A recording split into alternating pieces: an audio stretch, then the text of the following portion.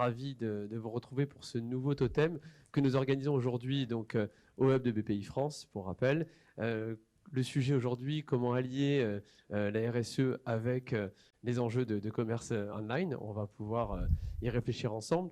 Évidemment, le commerce online, plus que largement développé, encore particulièrement depuis la crise sanitaire, puisqu'évidemment des consommations et on va dire une attitude envers l'e-commerce très forte, puisque la situation l'a voulu. La question se pose, comment évoluer avec ceci en respectant justement ces politiques RSE, que nous-mêmes, c'est un sujet, nous regardons de près, puisque pour rappel, l'impact est un sujet pour BPI France important, la Banque du Climat, donc dans Impact, il y a RSE.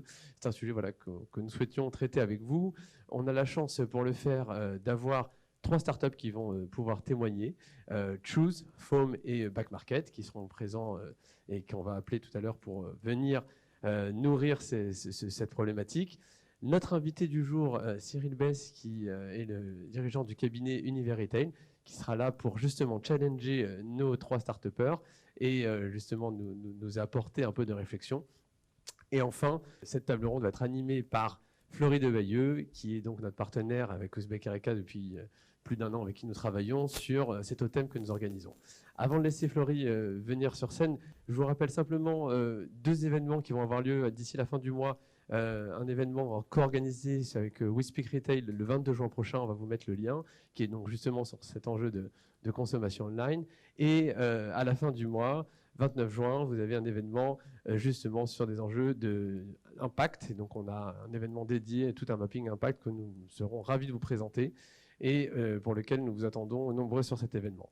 Merci encore de votre fidélité et Florie nous rejoint pour accueillir nos invités d'aujourd'hui. Bonjour et bienvenue à tous pour ce nouveau totem. Je suis du coup Florie de Bayeux, je travaille pour le média Uzbek Erika. Je prends la place de Thierry Keller. Si vous nous suivez et vous avez l'habitude d'assister au totem, vous devez le connaître, notre directeur des rédactions chez Uzbek Erika. Vous le savez, avec le Hub BPI France, on aime traiter des problématiques en lien à la fois avec les métiers et les grands enjeux de société. Au dernier totem, vous avez pu suivre l'histoire de 4 startups de la crise, comment elles ont réussi à rebondir en temps de crise et faire de ce moment une opportunité. Je vous laisse vous connecter sur le site de BPI France, direction les totems pour regarder le replay et on enchaîne avec ce nouveau sujet. Comme le disait Jonathan, on souhaite explorer le rapport entre e-commerce et RSE. Donc notre problématique du jour, peut-on allier e-commerce et responsabilité sociétale des entreprises? Dans un premier temps, sur le modèle des totems habituels, nous allons accueillir Cyril Bess, donc CEO de Univerretail. Nous discuterons avec lui des grandes tendances du secteur. Puis nous accueillerons sur scène Camille Richard, responsable RSE chez Back Market, Aymeric Deschamps, cofondateur de Foam, et Timothée Richard, cofondateur de Choose. Nous essaierons ensemble, dans une discussion plus globale, dans un deuxième temps, donc sur une table ronde, de naviguer sur d'autres aspects du sujet pour comprendre, entre autres, l'impact de la crise sur le commerce en ligne, quels sont les critères RSE applicables au e-commerce, quels sont les critères RSE que l'on peut intégrer aussi dans cette grande tendance du digital, et enfin, on creusera avec nos invités comment les startups peuvent être catalyseurs de ces nouvelles tendances du RSE. Vous pourrez, tout au long de notre conversation, poser des questions à nos invités. J'ai vu que vous avez déjà commencé à pas mal discuter sur le chat, donc n'hésitez pas à poser vos questions. J'essaierai soit de les prendre au fil de la discussion, soit de les prendre à la fin. Si vous avez l'habitude des totems, vous commencez à nous connaître, on aime bien discuter avec vous. Donc on vous soumettra 2 sondages tout au long de cette discussion et ça nous permettra, nous, d'avoir votre avis sur le sujet et de rebondir sur plateau. Donc sans plus attendre, on accueille Cyril Bess. Et pendant qu'il s'installe, je vais anticiper sur notre table ronde et vous soumettre notre premier sondage qui viendra donc nourrir la discussion de tout à l'heure. Le sondage, c'est, normalement, il doit s'afficher tout de suite. Avez-vous plus tendance à acheter en ligne depuis la crise? Vous avez comme réponse oui, un peu, oui, complètement et je continuerai. Oui, mais je vais arrêter dans un futur proche, fin de Covid. Non, pas du tout, je ne suis pas convaincue par l'achat en ligne. Cyril, bonjour. Je me tourne Bonjour Florie. Vers toi. Tu es CEO de Univerretail. Vous êtes un cabinet de conseil en stratégie et management spécialisé dans le retail. Et vous avez une vision assez globale de ce qui se passe dans le secteur. Peut-être ma première question pour toi, déjà peut-être je peux prendre le temps de te présenter et de présenter le cabinet. Et puis dans un second temps, on passera peut-être aux grandes tendances que vous avez pu vous percevoir dans le retail. Très bien. Donc, pour présenter rapidement Univers Retail, donc on est effectivement un cabinet de conseil en management et en stratégie opérationnelle. On est spécialisé sur le marché du retail B2B et B2C. On est environ 70 personnes pour un chiffre d'affaires de l'ordre de 9 millions d'euros. Et on a un axe de différenciation fort par rapport à d'autres cabinets du marché, c'est que plus de 80% de nos collaborateurs viennent de l'opérationnel, donc ont vécu opérationnellement les conseils qu'ils peuvent prodiguer à nos clients. Voilà pour faire court. Très bien. Et bah, du coup, pour ma première, parce que vous êtes complètement dans ce marché, peut-être ma première question, c'est quelles sont pour toi pour vous, chez Univers Retail, les grandes tendances qui sont perçues aujourd'hui dans le retail par rapport à la vente en ligne? Alors, il y en a beaucoup. Maintenant, si je dois en citer quelques-unes, en premier lieu, j'ai envie de dire l'omnicanal ou le commerce unifié, qui est le terme un peu plus à la mode, même si nous, chez Univers Retail, on préfère parler d'omni-supply, parce que finalement, l'omnicanal sans la supply chain, ça reste que du marketing souvent déceptif pour le consommateur. Et on l'a vu pendant la crise sanitaire, beaucoup d'enseignes qui étaient en retard sur l'omnicanal ont déployé dans l'urgence un certain nombre de modèles, comme le click and collect par exemple, pour pallier à la fermeture du magasin. Et une des tendances et un des enjeux, c'est que maintenant, il va falloir industrialiser ces modèles et les rentabiliser. Ensuite, la crise sanitaire a accéléré un certain nombre de tendances et a été un catalyseur de tendances. Notamment sur des aspects de tout ce qui touche au marché de l'occasion et de la seconde main. C'était historiquement un marché de pure player avec des gens comme Vinted, par exemple. Mais beaucoup d'enseignes se sont lancées dans la seconde main au sortir ou pendant la crise sanitaire, et y compris des enseignes de l'alimentaire comme Auchan sur la partie textile, mais aussi des enseignes de fashion classiques, Jacadi ou Kiabi, par exemple, et même le bricolage Chimay, voilà, avec des réflexions notamment chez Leroy Merlin. Très bien. On y reviendra tout à l'heure avec nos intervenants, donc restez avec nous. Le marché de la location aussi, avec Decathlon qui lance des locations longue durée pour des vélos sur un format un peu de leasing, mais aussi des marques de luxe qui proposent de louer une robe de soirée, par exemple, pour un événement. Et puis, en filigrane de tout ça, effectivement, la responsabilité sociétale et environnementale des marques et des enseignes, où la crise sanitaire a exacerbé la sensibilité des consommateurs justement à cette démarche RSE des enseignes et des marques. Et aujourd'hui, pour donner quelques chiffres, issus du baromètre LSA sur les marques responsables dont on est partenaire, plus de 80% des consommateurs sont très attentifs à la responsabilité des marques dans l'acte d'achat. Donc c'est un vrai vecteur d'achat pour eux et de fidélisation d'une certaine façon.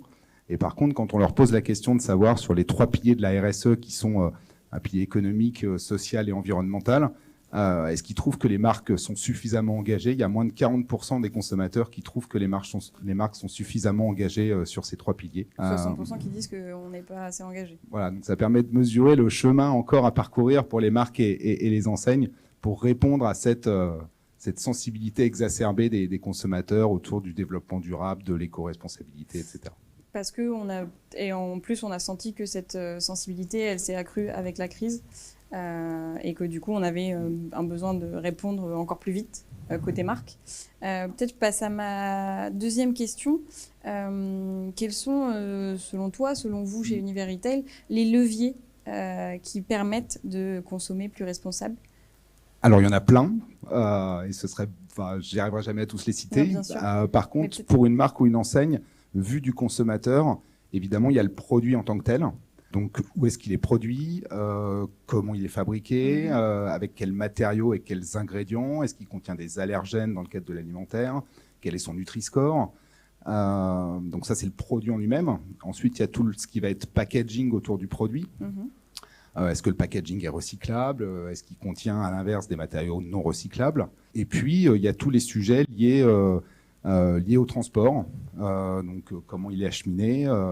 Est-ce que c'est un acheminement par camionnette ou poids lourd électrique, puisque ça commence à émerger? Finalement, il y a beaucoup de leviers et on souhaite, en tant que consommateur, c'est ce que vous disiez, sensibilité exacerbée, on souhaite aujourd'hui avoir toutes ces infos-là, plus de transparence. Et c'est ce qu'essayent de faire les marques, mais ce que vous avez un peu commencé à dire d'ailleurs, ce que tu as un peu commencé à dire tout à l'heure, c'était que on en est vraiment au début. Selon vous, selon Univers Retail, on est quand même qu'au début. Les marques, elles ont plein de choses à faire, elles ont un long chemin à parcourir. Donc elles ont effectivement plein de choses à faire, donc des aspects visibles du consommateur, des aspects aussi moins visibles. puisque en tant qu'entreprise, une marque de plus en plus se doit d'engager sa responsabilité sociétale et environnementale auprès de ses collaborateurs et en interne. Et après, effectivement, en fonction de son modèle, ça va être cette transparence, elle va nécessiter, par exemple, pour un acteur du e-commerce, de modifier potentiellement l'affichage de ses fiches produits pour afficher la provenance du produit, sa composition, etc. Si c'est un modèle de marketplace, ça veut dire qu'il va falloir que cette stratégie RSE, ils la portent vers leurs vendeurs et qu'elle soit intégrée dans les contrats et dans la contractualisation qu'ils opèrent avec leurs vendeurs marketplace, et puis qu'ils s'assurent du respect de cette approche RSE de la part de leurs vendeurs. Donc voilà, une vraie complexité pour les marques. Ce qui montre cette complexité et de la profondeur du sujet et tout ce qui reste à traiter. Du coup, c'est beaucoup de responsabilités finalement qui incombent aux entreprises dans beaucoup de choses à mettre en place en conscience. Et peut-être ma dernière question avant d'inviter nos autres invités, nos start-upers, comme disait Jonathan, sur cette table ronde, c'est qui est, selon toi, moteur dans cette tendance pour être plus responsable? Est-ce que c'est le consommateur? Est-ce que c'est les marques? Est-ce que c'est les deux? Et c'est un équilibre à trouver? Alors, je pense que d'une certaine façon, c'est un peu les deux. Je pense que le consommateur a développé, et pas seulement avec la crise sanitaire, ça existait déjà avant, cette sensibilité RSE, ça a juste été accéléré par la crise. Les marques ont aussi pris conscience depuis un certain temps qu'elles avaient un vrai rôle à jouer dans cette approche RSE. Ensuite, ça s'est exacerbé aussi avec les attentes des consommateurs. C'est-à-dire qu'aujourd'hui, pour une marque, ça devient impératif de déployer une approche RSE parce que ça répond à une attente du consommateur et parce que c'est un vecteur à la fois de vente, mais aussi de fidélisation. Et je pense que l'objectif, c'est de s'inscrire dans un cercle vertueux où la marque engage sa responsabilité tout en répondant aux attentes des consommateurs qui vont évoluer elles aussi. Voilà, et de s'inscrire dans ce cercle vertueux qui va permettre d'accélérer, d'aller beaucoup plus loin sur cette démarche RSE. Merci beaucoup Cyril. On va maintenant passer à la deuxième partie de notre rendez-vous et accueillir tout de suite nos autres invités. Donc avec nous aujourd'hui, Camille Richard, responsable RSE de Back Market, Aymeric Deschamps, cofondateur de FOM, Timothée Richard, cofondateur de Choose, et bien sûr Cyril Besse qui reste avec nous sur la suite de notre rendez-vous. Je vais vous donner tous les trois la parole pour vous présenter en 1 minute. Du coup, je commence avec Timothée. Tu démarres. Bonjour à tous, je suis le cofondateur de Choose, qui est une application mobile qui présente tous les jours des belles marques qui ont du sens, des valeurs dans un univers concept store. Voilà. Merci Timothée. Aymeric, tu veux prendre la suite? Pardon Camille. Si tu veux prendre la suite, Camille. Bonjour à tous, moi je suis le cofondateur de FOM. On a créé une solution pour accompagner les marques de mode dans la mise en place de leur offre de seconde main. C'est une société qu'on a créée il y a tout juste un an, en fait, en plein milieu de la crise du Covid.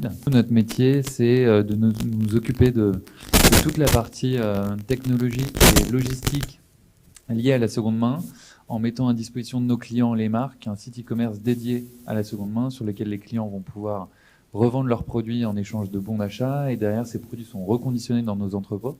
Et nous, on s'occupe de les remettre en ligne. Alors, pour démarrer cette discussion, une première question sur l'actualité du commerce. Cyril y a un petit peu répondu tout à l'heure. J'aimerais aussi avoir votre avis par rapport à la crise. Comment vous avez senti l'évolution? Est-ce que la crise a été un catalyseur de la montée en puissance du e-commerce? Et Camille, je te regarde parce que c'est toi d'abord. D'accord. Du coup, côté Back Market, peut-être un peu... Alors, comme je disais, Back Market est spécialisé dans la vente de produits électriques et électroniques reconditionnés. Et au-delà de la question d'e-commerce, il y a une question de besoin en équipement des gens. Tout à fait. Donc, parce que le télétravail, donc des besoins de moniteurs, de claviers, de souris, etc. Donc, on a même créé un espace dédié sur le site pour le télétravail, pour que les gens s'y retrouvent, ils puissent acheter ce dont ils avaient besoin. Il faut savoir que le reconditionné, en plus d'être hyper bon pour la planète, est beaucoup moins cher que le neuf. Donc, en fait, ça a été aussi dans une période où les gens étaient peut-être un peu plus en difficulté. Ça a été aussi une solution. Donc, c'est vrai que le tout début de la pandémie a été aussi pour nous une période de forte activité, où les gens vraiment cherchaient à s'équiper. Et puis il y a aussi un autre type d'achat qui a augmenté sur le site, c'est les consoles de jeux vidéo, parce qu'il fallait aussi s'occuper pendant ces temps d'enfermement. Donc oui, en fait pour nous le début de la pandémie au-dessus du mois a été une période d'activité. Ça a bien marché quoi. Aymeric, peut-être de ton côté sur FOM, c'est quoi le retour des clients côté marque peut-être? Nous, effectivement, le e-commerce a souvent été vital en fait pour nos marques, enfin pour les marques en général de mode pendant cette période de pandémie. Donc nous, ce qu'on a pu observer, c'est effectivement, d'après les chiffres qu'on a de nos clients, déjà la part que peut représenter le e-commerce dans le chiffre d'affaires des marques était en moyenne autour de, enfin ça dépend des marques, mais autour de 10-15% de leur business. Et avec la période de Covid, ce chiffre est monté à en général souvent 20-30% de leur business global et parfois 50%. Donc il y a eu une vraie accélération à ce niveau-là. Et d'ailleurs, ça se confirme aussi par les taux de conversion. Donc quand on mesure en fait le pourcentage de clients qui se rendent sur un site e-commerce et celui qui va acheter réellement derrière, le taux de conversion, il a doublé entre 2020 et 2021, entre la même période. Donc on se rend vraiment compte que ça a été assez spectaculaire. Et puis de manière générale, si on va un tout petit peu au-delà du e-commerce, mais ce qui reste très lié, c'est toute l'expérience digitale en fait pour le client. Les marques ont été obligées de s'adapter en développant des services comme la e-réservation. Alors la e-réservation s'est développée aussi avec la réouverture des boutiques, mais le click and collect également. Et donc derrière, c'est tous ces sujets aussi d'omnicanalité où les marques ont de plus en plus besoin que le stock soit synchronisé en temps réel entre l'offre disponible en boutique et l'offre disponible en ligne. Et donc oui, ça a été une accélération très forte pour nos clients. Et juste pour terminer là-dessus, nous derrière, sur nos chiffres, parce que nous, on récupère aussi une partie du trafic organique de nos clients qui vont ensuite sur le site de seconde main de nos clients. Au moment de la réouverture des boutiques, d'ailleurs, on voyait très bien qu'il y avait une baisse du trafic sur le site e-commerce pour se rediriger vers la boutique. Donc on voyait qu'il y avait une relation de cause à effet réelle derrière tout ça. En fait. Tout de suite, quoi. C'est rigolo. Peut-être, du coup, Timothée, si tu veux aussi nous raconter. Alors, je sais que vous n'avez pas forcément beaucoup de recul, mais peut-être ton expérience et puis ton sentiment par rapport à ça, et puis ton expérience d'avant qui peut aussi te donner un peu de pistes. Yes, comme tu le disais, on n'a pas un historique aussi important que des acteurs comme Back Market, donc pas facile d'analyser. Mais en tout cas, nous, on vend pas des produits de première nécessité. Donc on a pas eu l'explosion qu'il y a pu avoir sur d'autres typologies de sites qu'on connaît tous. Après, on a aidé quand même pas mal de marques qui avaient aussi des boutiques physiques et qui avaient du mal, entre guillemets, à vendre, à être un autre acteur et un autre funnel de vente pour leur permettre à notre échelle de surmonter ce moment difficile. Oui, c'est ça. Vous avez peut-être aussi un peu surfé sur cette vague d'un besoin de ces marques d'être mises en avant et de mettre en avant leur site de e-commerce. C'était plus de leur permettre pour certaines de vendre, parce qu'en fait, avoir un site e-commerce, c'est cool. Avoir un site e-commerce qui vend, c'est un autre métier. Donc, tout le monde est capable d'ouvrir un Shopify, mais de vendre et d'avoir des niveaux un certain nombre de clients, etc., c'est un autre métier. Donc nous, on avait déjà cette communauté et ça leur permettait de faire une forme de transition et de pouvoir quand même vendre des objets et des produits en passant par nous. Déjà, encore bravo de vous être lancé dans cette période. C'est chouette. Je finis du coup cette première partie avec les résultats du premier sondage. Je rappelle la question. Avez-vous plus tendance à acheter en ligne depuis la crise ? 45% oui, un peu. 32% oui, complètement et je continuerai. Et 23% non, pas du tout, je ne suis pas convaincue par l'achat en ligne. S'il y en a un de vous qui veut rebondir sur ces chiffres, je trouve ça assez marrant d'avoir 32% sur oui, complètement et je continuerai.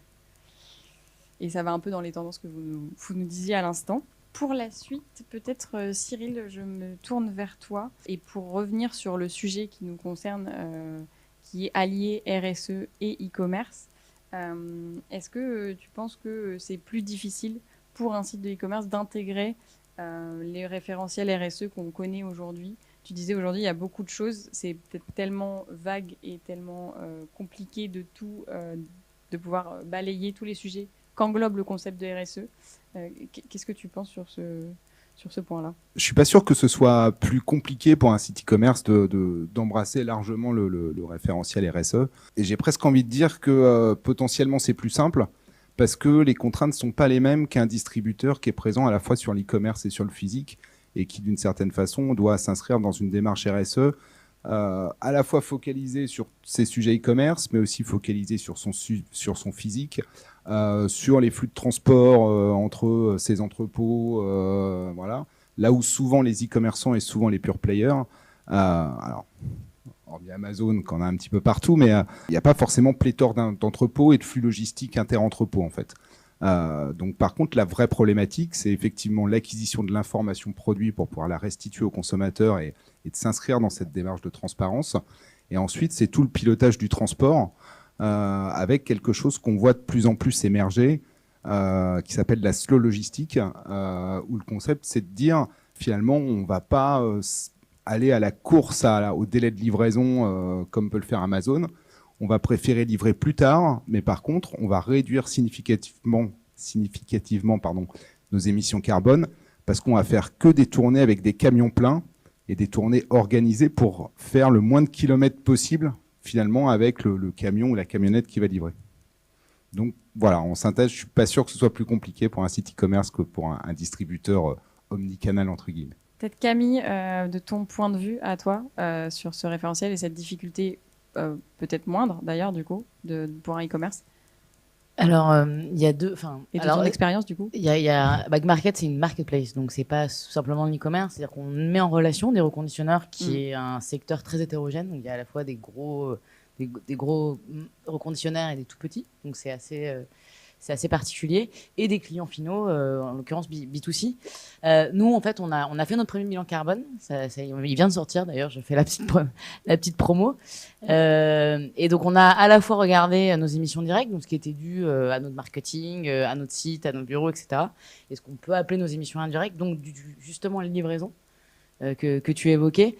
Alors, avec nous, la petite difficulté, c'est qu'on n'a pas la main sur ces livraisons-là. Donc, c'est vrai que quand tu dis que c'est pas forcément plus difficile, ça l'est en tout cas pour les marketplaces, parce qu'on a clairement une responsabilité, puisque même si nous ne sommes pas les mandataires directs, on a une responsabilité puisque ces livraisons n'existeraient peut-être pas si on n'était pas là. Donc il y a cette difficulté-là en fait d'à la fois d'être responsable et transparent sur notre action RSE, sur notre empreinte, et d'avoir les moyens pouvoir agir sur des sujets sur lesquels on n'a pas de levier direct. Donc en fait là, nous, on est en train de réfléchir à des solutions, on discute avec les transporteurs, on discute avec les reconditionneurs, on va informer les consommateurs aussi, pour pouvoir en fait arriver tous ensemble à s'aligner et puis avoir un levier intéressant aussi pour réduire ces émissions de façon significative. Je lance le sondage numéro 2. Consommer en ligne vous semble-t-il responsable? Oui, car je peux être en direct avec le producteur. Oui, car cela me donne le choix en connaissance de cause. Oui, pour toutes ces raisons. Non, car difficile d'être sûr de la provenance. Non, car les coûts logistiques de transport et de packaging sont démultipliés. Non, pour toutes ces raisons.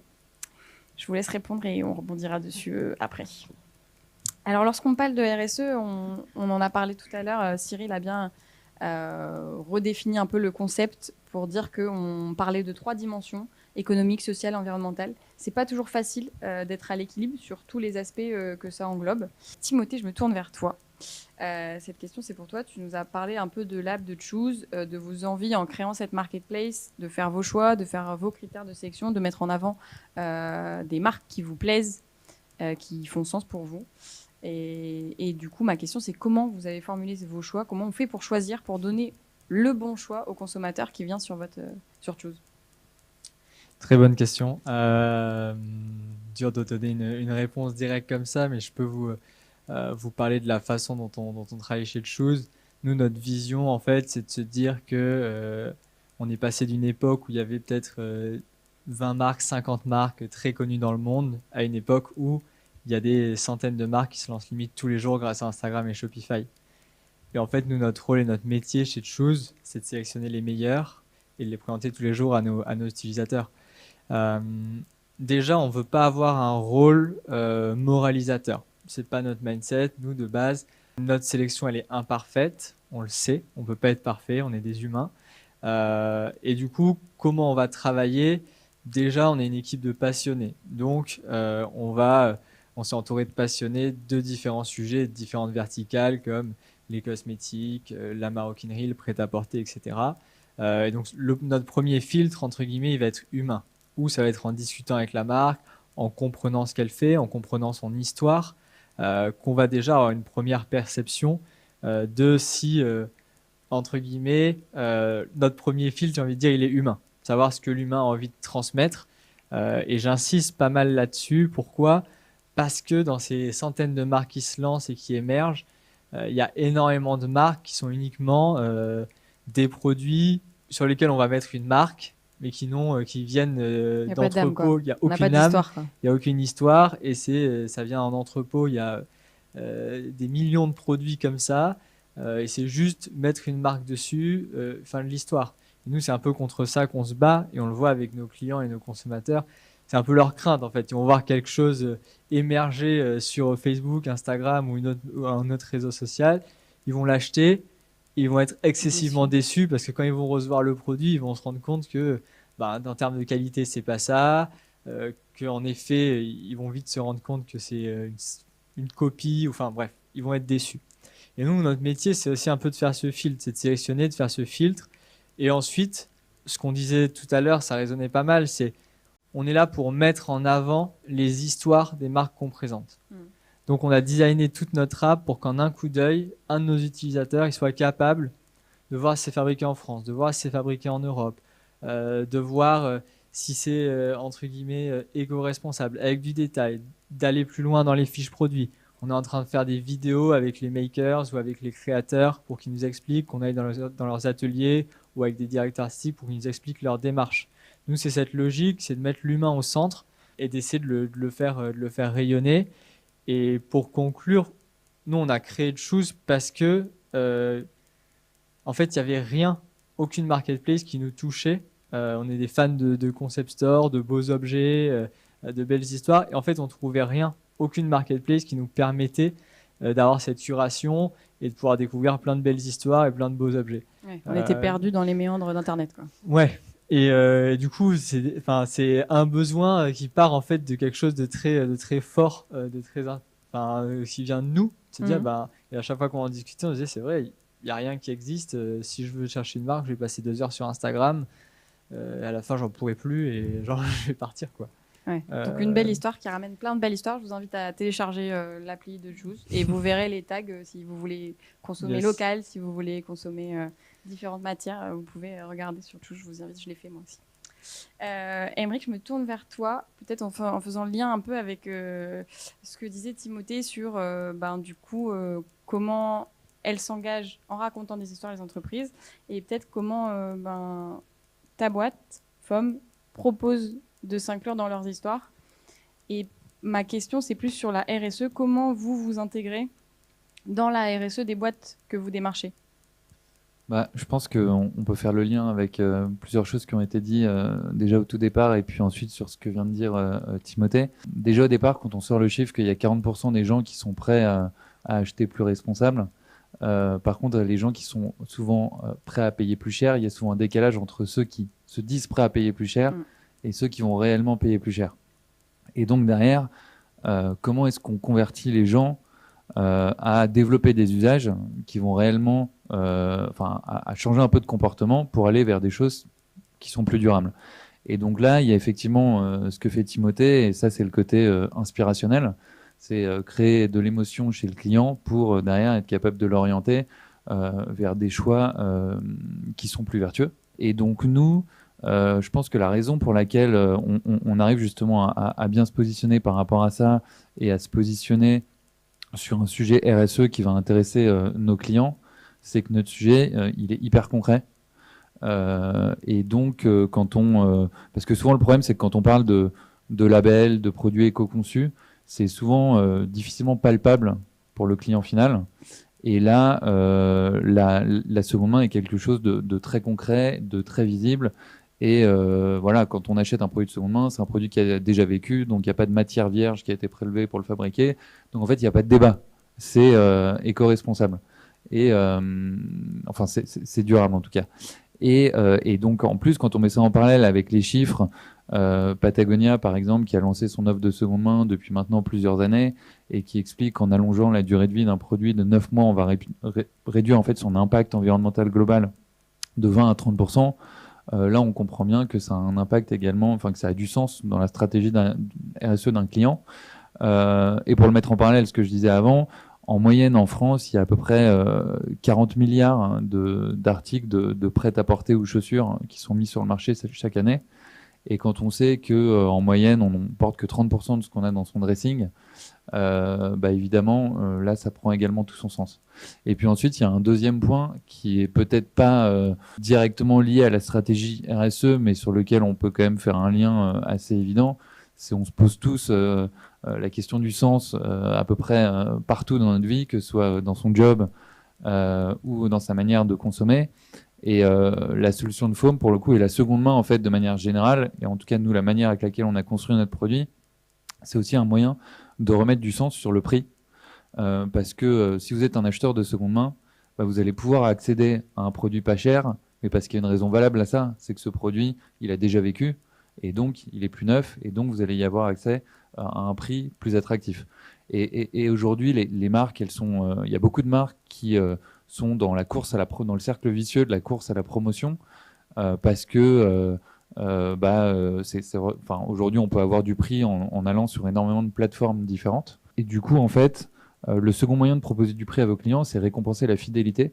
Et donc, un client qui va renvoyer son produit en contrepartie d'un bon d'achat, il va pouvoir accéder à du prix sur vos produits, mais parce qu'il aura mis une action concrète sur le fait de renvoyer un produit qui va pouvoir être réutilisé par quelqu'un d'autre derrière.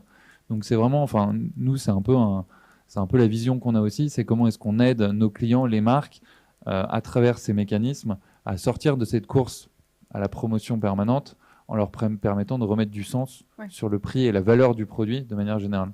Et du coup, les marques sont plus vertueuses, mais aussi on va récompenser aussi le consommateur d'être plus vertueux en faisant la seconde main. Exactement, les marques sont plus vertueuses parce qu'en plus, déjà, ça les pousse à fabriquer des produits de meilleure qualité parce qu'elles ont conscience qu'il va vivre plusieurs vies. Et donc derrière, la vision qu'on a, c'est aussi détourner les gens, par exemple, qui vont consommer de la fast fashion en les attirant sur des offres de seconde main qualitatives, sur des marques qui fabriquent des produits de meilleure qualité. Et donc, c'est aider les marques à terme en leur fournissant de la data aussi, qui va leur permettre d'améliorer la qualité des produits qu'elles vont mettre sur le marché. Très bien, merci beaucoup. Camille, ma prochaine question, c'était pour toi, peut-être pour un autre aspect aussi de la RSE que je trouvais intéressant d'aborder. On a parlé beaucoup d'environnement, j'aimerais même parler de société, parce que Back Market, ça permet, comme tu disais tout à l'heure, de de toucher et de faire rencontrer un marché, un besoin avec une offre qui n'est pas forcément locale.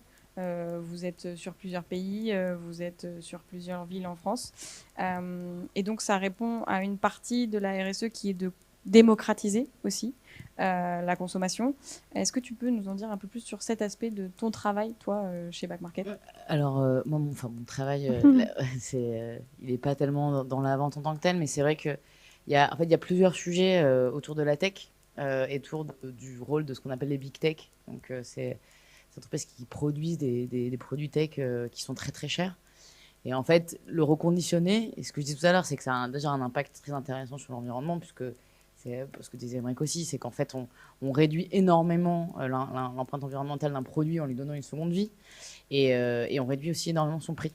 Et donc, en fait, ça permet aussi à une partie de la population qui n'a pas forcément accès à ces produits high-tech, parce qu'il y a une barrière d'entrée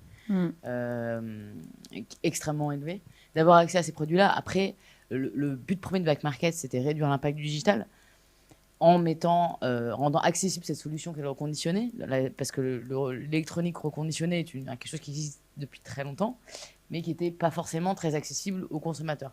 Moi-même, il y a quelques années, je ne savais pas où acheter un ordinateur ou un téléphone reconditionné. Et c'est vrai que Back Market donne ces garanties-là.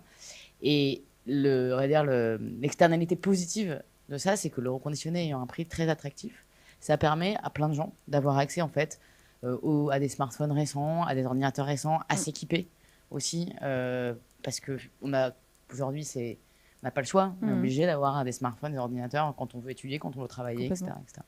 Donc il y a aussi toute cette partie-là, et une partie peut-être plus aussi sociale et sociétale sur laquelle on essaie de travailler chez Back Market et qui n'a pas forcément à voir directement avec la vente. Mais c'est aussi la question des femmes dans la tech, parce qu'il y a aussi, c'est aussi un métier qui est très masculin. Donc on essaie de travailler sur ces aspects-là aussi. Donc c'est vrai que la RSE, on parle beaucoup d'environnement et c'est vraiment une partie qui est très importante. Mais il y a aussi voilà, le côté, ce que tu disais tout à l'heure, parce qu'il y a un aspect environnemental, social et économique. Économique aussi. Et c'est à la fois comment on s'inscrit dans un écosystème économique, comment on travaille avec le local, avec toutes les couches de la population. Et aussi, on donne accès aussi, exactement, de la visibilité. Exactement.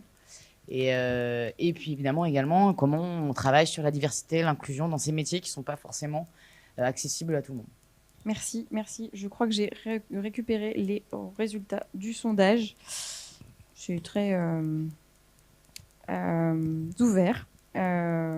Consommer en ligne vous semble-t-il responsable? 32% non, car les coûts logistiques de transport et de packaging sont démultipliés. 20% oui, car cela me donne le choix en connaissance de cause. 20% oui, pour toutes ces raisons. 12% oui, car je peux être en direct avec le producteur. 12% non, pour toutes ces raisons. Et on retiendra quand même le non. Hein. Coût logistique, transport et packaging démultipliés. Peut-être, pour rebondir sur le sondage, sur le côté confiance du consommateur dans l'acte d'achat en ligne, Timothée, je sais que vous avez toujours la difficulté de vérifier vos marques et vos partenaires. Comment vous vous en sortez pour identifier une arnaque? Est-ce que tu as peut-être une anecdote à nous raconter, un truc qui vous serait arrivé aussi et comment vous vous en sortez pour identifier ça dans les méandres d'Internet? Pour donner un d'Internet. ordre d'idée, déjà on a travaillé avec à peu près entre 1500 et 2000 marques depuis notre lancement, donc ça fait pas mal de monde. Et en fait, il nous est arrivé en effet de travailler sur une marque avec des produits qui étaient expédiés de Chine, on l'a directement vu après coup, qui étaient en fait juste des copycats de produits existants, rebrandés avec une marque. C'est tout l'inverse de ce qu'on veut faire. Donc juste pour l'anecdote, on a remboursé tous nos clients en s'excusant et on a fait un mail pour leur expliquer que c'était pas du tout notre mindset et que voilà, ils allaient recevoir un produit qui venait de Chine et que c'était juste qu'on s'était fait avoir. Ça nous arrive et on n'en prend que des learnings. Donc comment on a pas mal d'outils pour détecter ça. On a une série de questions qu'on va poser aux marques qui travaillent avec nous. On est souvent, maintenant qu'on est une équipe assez importante, très souvent il y a au moins une personne de la team qui est client ou cliente de la marque qu'on va présenter. Si on a le moindre doute, on demande à la marque de nous envoyer un produit ou on commande directement sur son site pour checker. Donc ça, c'est tous les checks qu'on fait en interne avant de présenter une marque. Il y en a plein d'autres, mais ça prend un peu de temps. Et le deuxième sujet qui est très très important chez nous et sur lequel on travaille énormément, c'est les reviews et les avis de nos clients. On a entre 30 et 60% des gens qui commandent chez nous qui notent en fait le produit qu'ils ont acheté. Et donc ça, en fait, c'est une feedback loop qui est cruciale pour nous parce que ça nous permet d'avoir un retour direct sur les produits, leur qualité, les produits qu'on a vendus. Qui a aussi, et ça on l'avait pas forcément vu dès le début, mais qui a aussi énormément de valeur pour les marques. Parce qu'en fait, on va permettre à des petites marques d'avoir jusqu'à 100 reviews sur leurs produits avec des commentaires précis, etc. Donc ça, c'est vraiment quelque chose sur lequel on travaille énormément. Donc j'ai envie de dire, on a le double aspect de se dire, nous, on essaie de faire le maximum pour en amont checker la qualité des produits qu'on va présenter et checker que les engagements sont, entre guillemets, respectés. On ne pourra pas tester tous les produits d'une marque, entre guillemets, c'est impossible. Et du coup, le deuxième, entre guillemets, facteur, c'est tout ce qui est review de nos utilisateurs, quoi. D'accord. Voilà. Merci. Du coup, on va passer à notre dernière partie de la table ronde.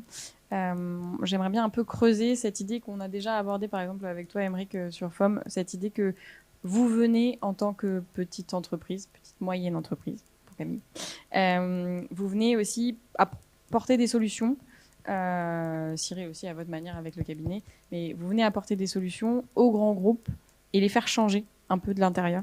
Avec FOM, Aymeric, rien que sur votre business model, ce que vous apportez, est-ce que tu peux nous raconter peut-être globalement, quand vous arrivez vers un prospect, pas une marque que vous avez envie d'aborder, est-ce qu'ils ont déjà en tête qu'il faut faire de la seconde main, mais bon, pas le temps, pas les moyens, et puis vous arrivez avec la solution clé en main? Ou est-ce que vous venez démocratiser le sujet, être pédago et tout leur raconter, parce qu'en fait, c'était pas forcément un sujet qu'ils avaient développé? Pour le coup, la seconde main, pense qu'en lançant cette entreprise, on a peut-être eu un peu de chance à ce niveau-là, c'est que le timing, il est juste parfait. Aujourd'hui, toutes les marques dans la mode ont envie de se lancer dans la seconde main. Par contre, effectivement, la question, c'est comment j'y vais. Parce que ça peut vite être une usine à gaz de se lancer là-dedans. En fait, il y a deux sujets. Il y a comment j'y vais et il y a derrière comment je gère l'image de marque et l'expérience client par rapport à ça. Parce qu'aujourd'hui, quand vous allez sur des plateformes comme Vinted, Vestiaire Collective, qui proposent des super services qui correspondent à une certaine typologie de clients, je pense, et qui ont d'ailleurs réussi à démocratiser l'usage de la seconde main. Les marques, elles, quand vous allez discuter avec Isabelle Marant, par exemple, ils n'ont pas du tout envie sur leur site d'avoir des produits pris en photo sur des carrelages de cuisine, pour faire simple. Et donc, toutes les marques avaient envie d'y aller, mais elles ne savaient pas comment y aller et elles avaient peur pour l'expérience client. Et donc, nous, effectivement, ça fait vraiment partie. Enfin, nous, notre mission, en tout cas, notre objectif, c'est vraiment d'universaliser l'usage de la seconde main grâce à l'expérience client en proposant une expérience qui soit équivalente à celle du neuf. Et donc, pour le coup, nos premiers clients comme Aigle, Flair ou Balzac, je suis hyper reconnaissant envers eux parce qu'au début, quand on discutait avec eux, on n'avait vraiment pas de produits. Maintenant, on peut le dire. Et du coup, c'est vraiment eux qui nous aidaient à réfléchir aux solutions qu'on pouvait leur apporter. Et derrière, effectivement, ce qui est important, c'est de leur montrer que on va s'occuper de tout avec une solution clé en main parce qu'en fait, le métier des marques, c'est vraiment de designer des produits et derrière, de véhiculer des valeurs autour de leur marque et autour de leur image de marque pour vendre ces produits. En fait, les marques, elles ne gèrent même pas la logistique, elles sous-traitent la fabrication et donc il n'y a pas beaucoup de raisons pour qu'elles traitent la logistique de seconde main. Et donc, il faut vraiment les rassurer sur le fait qu'on va s'occuper d'absolument tout. Et donc oui, c'est avec cette approche-là qu'on arrive. Et après, il faut vraiment aussi les rassurer. Et c'est pour ça que ça rejoint un peu ce qu'on disait tout à l'heure sur le social, l'environnemental et l'économique. À un moment, si on va avoir un impact global, l'impact global, il arrive si on a un business économique, un business model qui est tenable. Et donc nous, on travaille beaucoup avec nos clients pour co-construire avec eux leur business plan de seconde main qui leur permettra de se projeter sur les prochaines années pour en faire un vrai relais de croissance durable en fait. Oui. On a un côté très où ce qui nous sert finalement et qui est vertueux. On parle plus de greenwashing, on parle de green advertising par exemple. Et est-ce que c'est pas aussi bon pour vous et bon pour tout le monde, la société de manière générale, qu'ils aient envie de... Clairement, en fait, moi je pense très honnêtement, alors nos clients ne nous le disent pas tous, mais je pense que la première raison pour laquelle nous achètent nos clients, c'est d'abord la communication, parce qu'encore une fois, la seconde main, c'est un engagement très concret en faveur du développement durable.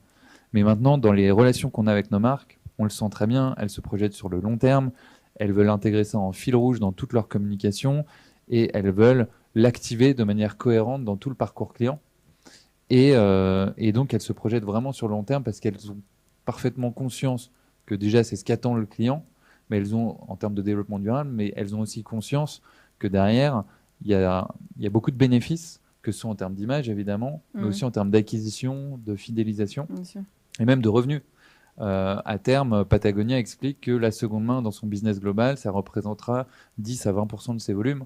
Et nous, on pense que la seconde main pourra, chez nos clients, représenter peut-être 10% de leur chiffre d'affaires. Donc, en fait, c'est absolument énorme. Et donc, tout ça, le social, on a beaucoup réfléchi en économique et un peu plus tard en social aussi. Aujourd'hui, l'environnemental, il est indissociable de tout ça. Mais l'économique, si on va avoir de l'impact, le modèle économique, il doit tenir sur le long terme parce que sinon, personne n'ira. Je pense qu'effectivement, sur les trois piliers, et je suis d'accord avec ce qu'évoquait Aymeric, forcément, c'est le business model qui va faire qu'on va tenir sur ces trois piliers. Après, je crois aussi que inévitablement, les marques et les enseignes ne vont pas avancer à la même vitesse sur les trois piliers de la RSE. Et il va y avoir des choix qui vont être faits, des focus qui vont être faits. Pour des raisons à la fois d'investissement, de contraintes aussi internes qui font qu'il y a des choses qui sont possibles aujourd'hui et peut-être d'autres moins, mais qui le seront demain. Et puis il y a l'attente des consommateurs. Pour moi, la RSE, ce qui se cache derrière, c'est quand même un vrai sujet de société. Et finalement, c'est à un moment la rencontre entre les cycles technologiques qui sont de plus en plus fréquents et ce que les consommateurs et les gens en général ont envie de construire comme société de demain. C'est cette rencontre-là autour des usages qui feront qu'on avancera plus ou moins vite sur tel ou tel pilier. Merci. Camille, je me tourne vers toi peut-être sur ce côté-là, c'est cette RSE sur lequel on avance doucement mais sûrement. Ça fait 1 an que j'étais chez Bad Market. C'est pas une si grosse boîte. C'est intéressant de voir que ils ont créé un poste sur ce sujet-là. Est-ce que tu peux nous raconter c'était quoi la démarche, du coup jusqu'où ça peut aller? Est-ce que on y sera arrivé quand ton poste n'existera plus, du coup? Alors, bon, déjà, on va dire la préoccupation environnementale, elle est dans l'ADN de Back Market, elle est dans l'idée de base de la boîte. Et c'est vrai que quand Thibaut, Quentin et Vianney, quand ils ont créé Back Market, ils pensaient... Les cofondateurs, du coup? Oui, les 3 cofondateurs, pardon. Ils ont pensé qu'il n'y aurait pas forcément besoin de créer une direction RSE, parce que c'est tellement intégré, en fait, dans tout ce qu'on fait. Et c'est vrai que les gens qui viennent chez Back Market viennent aussi pour une question de sens, parce qu'ils y trouvent en fait un engagement pour la planète, pour la société, etc. Mais en fait, la boîte grossissant, ils se sont dit, OK, en fait, il y a tellement de choses qui se font. Il faut quelqu'un pour mettre un peu ça en musique, pour coordonner, pour donner une direction. Et puis, pour passer un peu à l'étape d'après aussi. Et c'est vrai que c'est encore une boîte qui est petite pour avoir un poste dédié. Donc, ça fait pile 1 an là, que je suis chez Back Market. Mais ça permet aussi de mettre beaucoup de choses en place qui auraient été peut-être plus compliquées, peut-être plus laborieuse à mettre en place dans une boîte plus grosse. Donc ça permet vraiment de prendre l'avance là-dessus. Et puis après, on a un positionnement qui est très environnemental. Et donc finalement, c'est devenu assez naturellement. Et moi, je travaille avec vraiment tout le monde, avec les opérationnels, avec les fonctions sport, et vraiment avec vraiment tout le monde. Et c'est vrai que ce que je rencontre au quotidien, c'est des gens qui sont déjà engagés, qui veulent intégrer plus de démarches RSE, plus de développement durable, plus de durabilité dans leurs tâches quotidiennes. Et donc, pour prendre ce que tu disais, si tout se passe bien, le futur de la RSE, c'est qu'il n'y aura plus besoin de responsables RSE, de direction développement durable, etc. En fait, ça sera tellement intégré dans la stratégie même de l'entreprise. Et Back Market en prend la direction, donc j'espère qu'un jour, il n'y aura plus besoin d'un poste comme le mien, mais c'est vrai que la RSE est déjà très, très fortement ancrée dans la stratégie, dans la vision.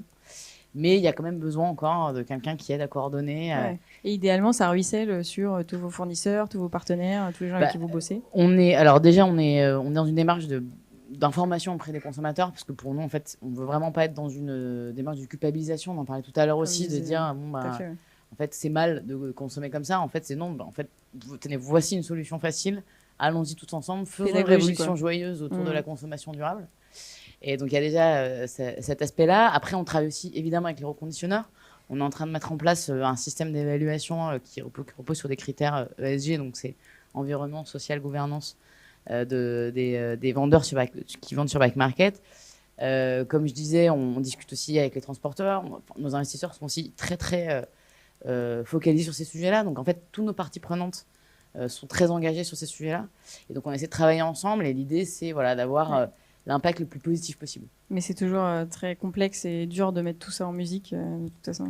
Bien sûr, encore. Mais bientôt, un jour peut-être. J'ai une question de Catherine qui me dit « Comment appliquez-vous la RSE dans le colissage et le transport ?» Peut-être... Oui, peut-être si tu veux répondre, Émeric. Alors nous, justement, on l'applique pas encore assez bien pour le compte de nos clients et on travaille en collaboration avec nos clients parce que nous, on est en marque blanche, donc à la fin, c'est le client qui... Enfin, nous, on peut lui recommander une stratégie, mais c'est le client qui décide l'expérience client qu'il veut donner.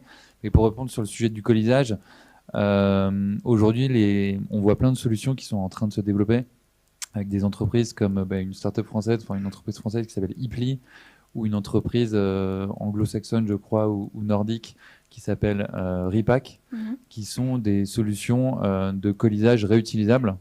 Et donc, en fait, vous réceptionnez votre colis et derrière, vous avez une incitation à renvoyer à vide votre colis pour que ce colis soit utilisé. Alors, évidemment, on va dire il y a un colis qui transporte, qui fait le trajet à vide, mais en fait, quand on fait les études d'impact carbone et de cycle de vie produit, c'est beaucoup plus intéressant de réutiliser son colis que d'en fabriquer un nouveau, même s'il y en a un qui fait un trajet à vide. Et donc aujourd'hui, nous, c'est des solutions pour le coup auxquelles on réfléchit avec nos clients. Et déjà, effectivement, on essaye, nous, à travers ce qu'on peut proposer, de faire des emballages très minimalistes, sans emballages additionnels, par exemple du papier de soie ou ce genre de choses. C'est vraiment un emballage très brut. Mais aujourd'hui, on veut vraiment, par contre, à terme, aller vers ce type d'emballage réutilisable. Ok, attends, garde ton micro. J'ai une question pour toi, qui est FOM. Quelle est du coup votre valeur ajoutée par rapport à des plateformes comme Vinted? Eh ben, ça va vraiment être dans l'expérience client, en fait. Quand vous allez sur une plateforme Vinted, il y a d'un côté les personnes qui vont revendre leurs produits et il y a de l'autre côté les personnes qui vont acheter. Et donc nous, la valeur ajoutée qu'on propose, elle est très simple. Quand vous renvoyez votre produit via le service qu'on peut mettre en place chez nos marques, vous n'avez pas de photo à prendre de votre produit, vous n'avez pas d'annonce à rédiger, votre bon d'achat, il est garanti s'il respecte les conditions de reprise. Et donc vous n'avez pas besoin d'attendre qu'il soit vendu pour avoir votre bon d'achat. Et vous n'avez pas besoin ensuite, typiquement sur Vinted, Vestiaire Collectif, souvent vous devez discuter avec les acheteurs potentiels. Certains, ils sont un peu plus pinailleurs que d'autres sur toutes les questions qu'ils vous posent. Donc ça peut être un peu chronophage. Alors il y en a qui aiment bien, il y a des vraies communautés de Vinted, mais ça plaît franchement pas à tout le monde. Et nous, on pense que si on veut universaliser l'usage, il faut aller chercher justement toutes les personnes qui ont la flemme de faire tout ça. Et puis sur le côté achat, typiquement sur Vinted, moi, ma sœur m'avait offert un caban Sandro à Noël, et puis je l'ai porté pendant une semaine, et au bout d'une semaine, en l'enlevant, en fait, la manche s'est retournée, et là, je me suis rendu compte que la doublure était complètement déchirée. Et donc, l'idée, c'est aussi de créer une expérience client, donc équivalente à celle du neuf, en faisant un contrôle des produits pour s'assurer qu'ils sont en bon état, et derrière, en les nettoyant, en les repassant, on s'occupe du shooting photo et du pack shot, donc les produits sont tous présentés de la même manière et bien présentés. Et donc, c'est toute cette expérience client et la confiance qu'on va amener dans la transaction qui va permettre derrière, de la même manière que ce que Back Market fait. Hein. Moi, si je suis passé à la seconde main sur mes iPhones, c'est parce qu'il y avait Back Market, parce que j'étais vachement rassuré sur la qualité des produits qui seraient revendus. Et nous, on s'inspire beaucoup de Back Market sur ce qu'on met en place. Ça sert à ça aussi le totem, mettre en relation des gens qui peuvent se rentraider. J'ai une question de Paul qui est peut-être pour toi, Cyril, pardon. Comment éviter le greenwashing ou le window dressing par les entreprises sur leur qualité RSE et faire que l'information de consommateurs soit du marketing tangible? Vaste question, mais en même temps, pour moi, la réponse, elle est relativement simple. C'est-à-dire que une entreprise qui ne va pas faire du marketing tangible sur cette approche RSE, le consommateur va le voir rapidement, en fait. C'est-à-dire que là, ils sont obligés de faire ça. Voilà. Et finalement, cette vision extrêmement court-termiste de je vais mettre en avant des aspects RSE que j'ai pas ou que je propose pas vraiment, parce que c'est un vecteur de vente et parce que ça va me faire gagner de l'argent.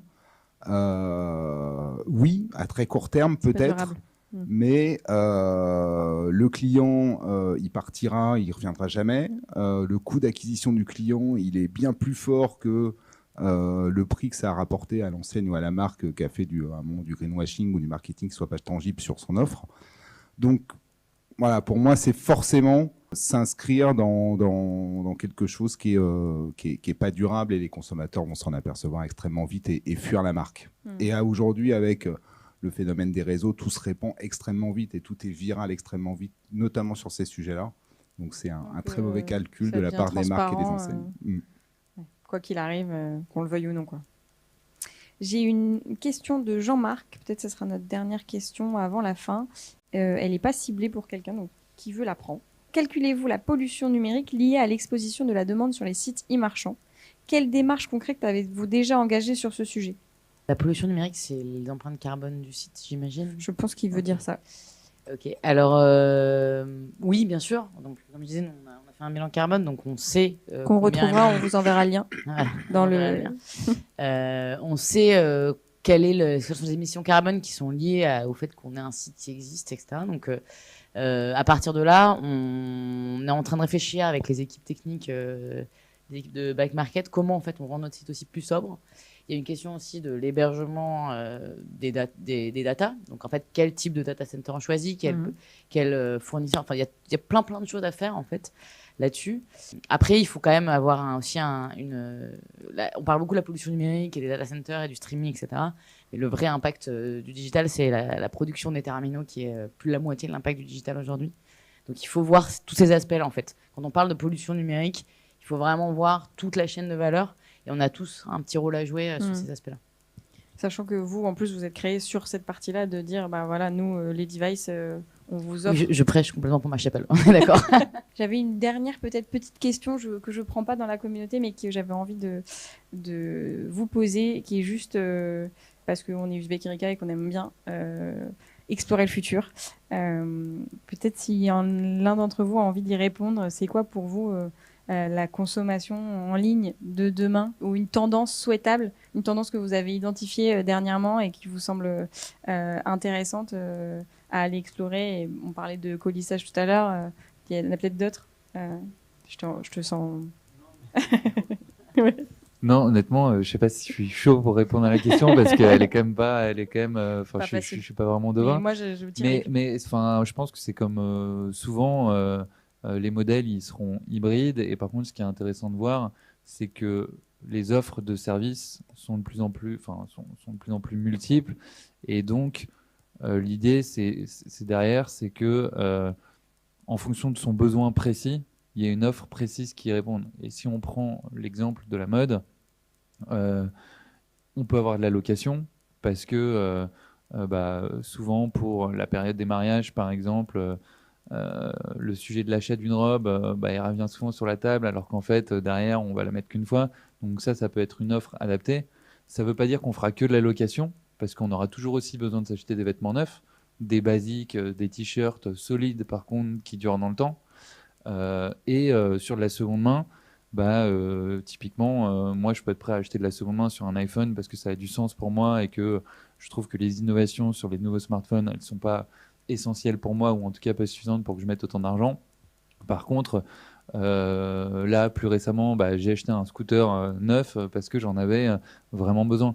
Donc derrière, c'est que le choix soit le plus large possible pour le client final, et le client final devient de plus en plus conscient de ses actions en termes de consommation, et donc l'important c'est qu'il puisse choisir ce qui sera le plus sensé par rapport à son besoin du moment, et que donc l'offre soit la plus multiple possible. J'ajouterais juste peut-être la question de la transparence, et je pense qu'on rejoint pas mal ce que fait Choose là-dessus, c'est que ce que tu disais Cyril sur les réseaux, tout se sait. Donc en fait, que ce soit les marques, les plateformes de e-commerce, les marketplaces, on va plus avoir le choix en fait d'être transparent, d'être honnête aussi sur ce qu'on vend, de donner l'information aux consommateurs de d'où viennent les produits, comment ils ont été fabriqués, qu'est-ce qu'il y a derrière la chaîne de valeur. Et ça, c'est plutôt une bonne nouvelle en fait. Plutôt une bonne chose, ouais. On va dans le bon sens du coup. Thierry ? Et oui, peut-être pour compléter ce qui a déjà été dit, moi je parlerais d'équilibre en fait, si on se projette.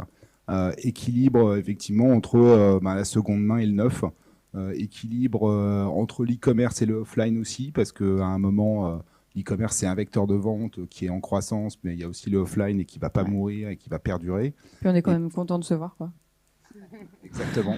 Et puis on est content aussi, en tout cas pour certains et pour certains segments de produits, de toucher le produit, de le voir, de pouvoir l'essayer.